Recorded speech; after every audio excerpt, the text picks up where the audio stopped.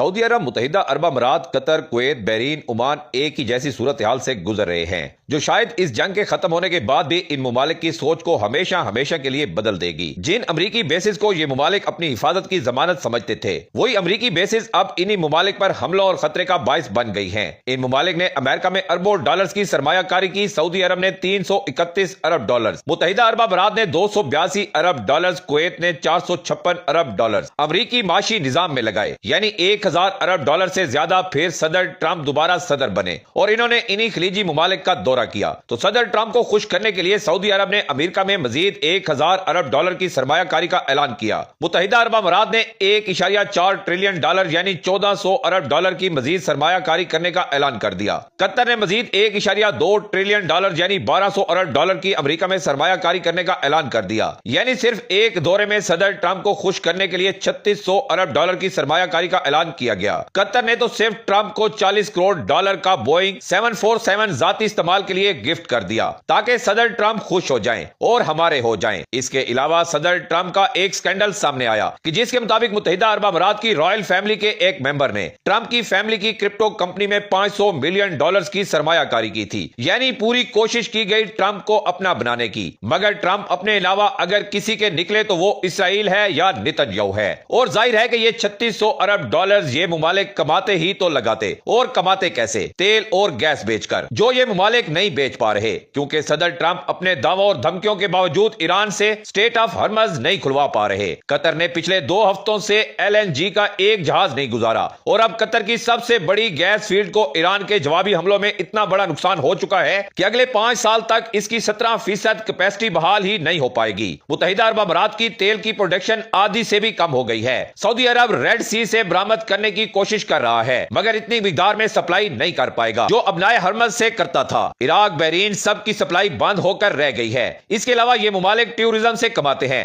تقریباً 370 ارب ڈالرز کی ٹیورزم انڈسٹری بتائی جاتی ہے جو ان ممالک میں موجود ہے، مگر پہلے لوگوں کی ان ممالک میں جانے کے لیے لائن لگی ہوتی تھی، اب نکلنے کے لیے لائن لگی ہے۔ ایمریٹس، اتحاد، قطر ایئر ویز کے زیادہ تر طیارے گراؤنڈ ہو چکے ہیں، فلائٹس کینسل ہو رہی ہیں، یعنی یہاں سے بھی یہ ممالک نہیں کما پا رہے۔ پھر فائنینشل ہب سمجھا جاتا ہے دبئی کو، مگر بیرونی بینکس نے اپنی برانچز بند کر دی ہیں۔ سونے کی تجارت کا مرکز سمجھا جاتا ہے دبئی کو، مگر فلائٹس بند ہونے کی وجہ سے وہ تجارت بھی متاثر ہو گئی ہے۔ فائنینشل ٹائمز کے مطابق جنگ شروع ہونے کے بعد سے اب تک یہ عرب ممالک تیل اور گیس کی مد میں 15 ارب ڈالر سے زائد کا نقصان کر چکے ہیں۔ روزانہ 60 کروڑ ڈالرز کا نقصان ٹیورزم کی وجہ سے ہو رہا ہے۔ جنگ شروع ہونے کے بعد سے صرف دبئی میں 2 لاکھ سے زائد ہوٹل بکنگز کینسل ہو چکی ہیں۔ ایمریٹس، قطر ایئر ویز، اتحاد، گلف اور عمان ایئر ویز جیسی ایئر لائن سے روزانہ 5 لاکھ مسافر سفر کرتے ہیں، اور جنگ کے بعد یہ تعداد نہ ہونے کے برابر رہ گئی ہے۔ اس جنگ سے پہلے ورلڈ ٹریول ٹیورزم کونسل نے تخمینہ لگایا تھا کہ بین الاقوامی ٹیورزم مشرق وسطی میں اس سال 207 ارب ڈالرز خرچ کریں گے، مگر اب یہ بھی ممکن نظر نہیں آتا ہے۔ صرف متحدہ عرب امارات ٹیورزم سیکٹر GDP کا 13% ہے، 9,25,000 افراد کو نوکری دیتا ہے، یعنی نقصان صرف عرب ممالک کا ہی نہیں ہوگا بلکہ پاکستان جیسے ممالک کا بھی ہوگا، کیونکہ لوگ بے روزگار ہو جائیں گے اور جو ریمیٹنسز آتی ہیں ان میں شدید کمی ہوگی۔ ابھی تک سب سے زیادہ 5 ارب ڈالر کا نقصان سعودی عرب کا ہوا ہے، کیونکہ وہ تیل کا سب سے بڑا ایکسپورٹر ہے، جبکہ تقریباً 11 ارب ڈالر کا تیل اور گیس ابنائے ہرمز میں پھنسا ہوا ہے کیونکہ وہ بند ہے۔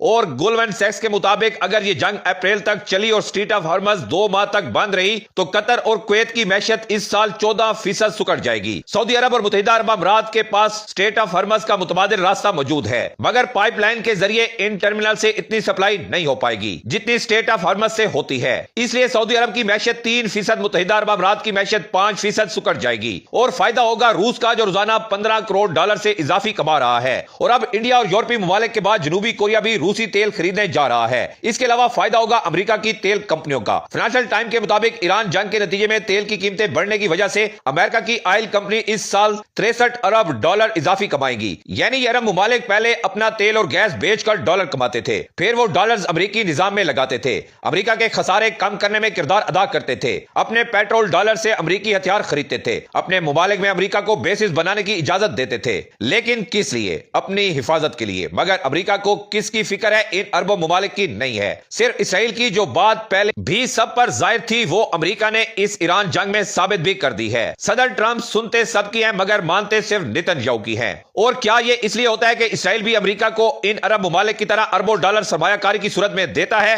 نہیں، ایسا نہیں ہے، بلکہ ایسا بالکل بھی نہیں ہے، بلکہ حقیقت اس کے بالکل برعکس ہے۔ اسرائیل امریکہ کو نہیں بلکہ امریکہ اسرائیل کو پیسے دیتا ہے۔ 1946 سے لے کر اب تک امریکہ اسرائیل کو 310 ارب ڈالرز کی ملٹری اور اکنامک امداد دے چکا ہے۔ امریکہ ہر سال اسرائیل کو 3.8 ارب ڈالرز کی ملٹری امداد دیتا ہے۔ صرف اکتوبر 2023 کے بعد سے لے کر اب تک امریکہ اسرائیل کی غزہ جنگ اور پڑوسی ممالک کے خلاف اسرائیل کی کارروائیوں پر 22 ارب ڈالرز خرچ کر چکا ہے۔ صدر ٹرمپ کو 40 کروڑ ڈالرز کا جہاز گفٹ کیا قطر نے۔ 1200 ارب ڈالرز کی امریکہ میں انویسٹمنٹ کا وعدہ کیا قطر نے، اور پھر اسرائیل نے پچھلے سال قطر کے شہر دوحہ میں میزائل حملے کر کے حماس کے 5 لیڈرز کو قتل کر دیا، جس میں قطری سیکیورٹی آفیشل بھی مارا گیا، مگر امریکہ نے اسرائیل کو نہیں روکا۔ بعد میں پتہ چلا کہ اسرائیل نے اسمبلی سے 1 گھنٹے پہلے امریکہ کو بتا دیا تھا، اور سوال یہاں پیدا ہوتا ہے کہ قطر اس وقت کیا کر رہا تھا؟ حماس اسرائیل امریکہ کی جنگ بندی کے مذاکرات کرا رہا تھا، مگر اسرائیل نے امن کے لیے کیے گئے مذاکرات کی اس کوشش پر حملہ کر دیا، اور امریکہ نے اسے نہیں روکا۔ جب گزشتہ سال جون میں امریکہ اور اسرائیل نے ایران پر حملہ کیا تو ایران نے جواب میں قطر میں امریکہ کی الادیب بیس پر حملہ کر دیا، تب بھی امریکہ قطر کا دفاع نہیں کر سکا۔ پھر پچھلے سال 29 ستمبر کو امریکہ نے قطر کے ساتھ ڈیفنس معاہدے کا اعلان کرتے ہوئے قطر کی سیکیورٹی کی ضمانت دینے کا اعلان کر دیا، مگر ایران بار بار قطر پر حملے کر رہا ہے اور امریکہ کچھ نہیں کر رہا۔ اور قطر پر بدھ کی رات کا حملہ تو اسرائیل کی وجہ سے ہوا،